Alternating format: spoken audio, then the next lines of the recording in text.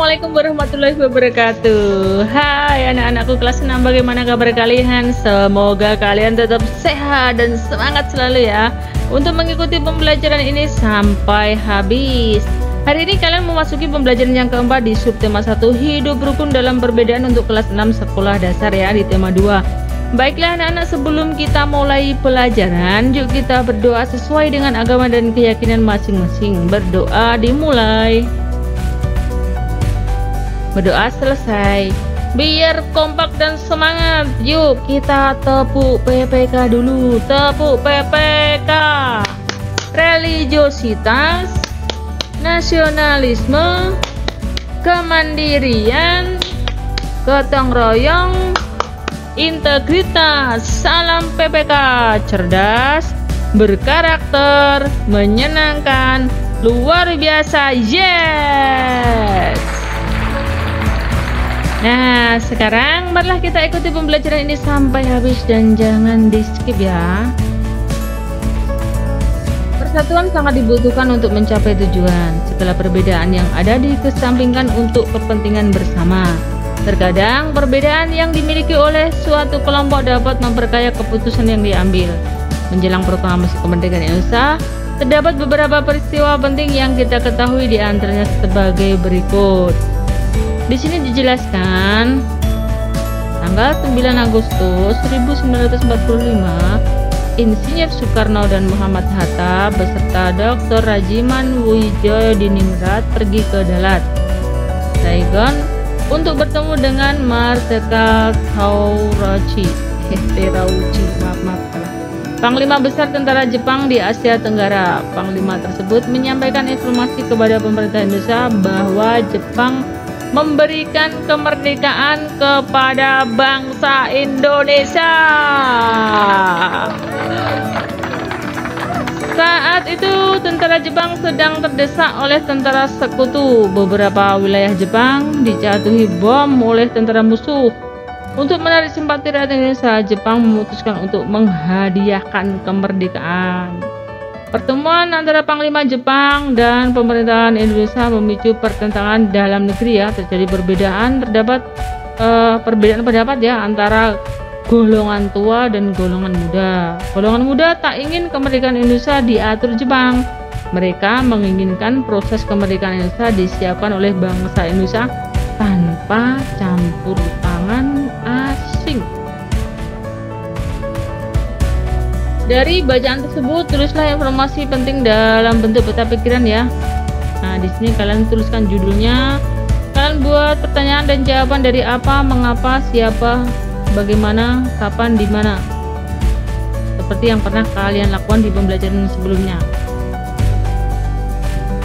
Perhatikan gambar. Seandainya kamu sedang bermain bersama mereka, apa yang kamu perhatikan terkait kerukunan dan persatuan? Itu permainan apa yuk? Permainan rangku alu. Nanti akan ibu ajari ya di lain video ya. Barangkali nanti kalau sempat di lain video aku ajari cara bermain rangku alu. Apakah kamu telah menerapkan nilai-nilai kerukunan terkait persatuan dan kesatuan dalam kehidupan sehari-hari? Jelaskan, beri contoh 3 kegiatan dan perbedaan yang ada. Apa manfaat yang kamu peroleh dari nilai-nilai tersebut? Tulislah 5 manfaat yang kamu rasakan. Di sini contohnya tadi ya, pertemuan di Dalat tadi, peta pikiran tadi. Ini contoh dari peta pikiran dari bacaan pertemuan Dalat tadi. Ini sudah luas di sini ya. Kalian bisa membaca sendiri atau mungkin kalian menemukan peta pikiran yang berbeda dari ini juga tidak apa-apa. Ini sifatnya sebagai contoh saja. Nah, ini pembahasan dari permainan rangku alu tadi ya. Seandainya kamu bermain, apa yang kamu perhatikan terkait kerukunan? Nah, terkait dengan kerukunan, tidak membeda-bedakan teman walaupun berasal dari daerah yang berbeda. Jadi kalian harus berteman dengan siapapun walaupun daerahnya berbeda, agamanya berbeda, kepercayaan yang berbeda, akan tapi tetap mau bermain bersama.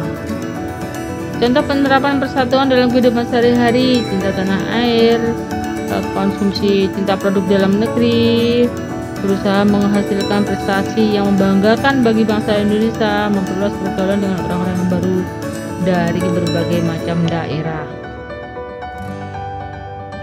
Manfaat kerukunan dan persatuan dalam kehidupan sehari-hari. Nah, itu adalah banyak sekali ya manfaatnya. Contohnya, dari manfaat kerukunan adalah dapat mengatasi semua perbedaan yang timbul dengan penuh kesadaran. Pembangunan nasional akan berjalan lancar, bangsa Indonesia lebih mudah untuk menjadi bangsa yang maju.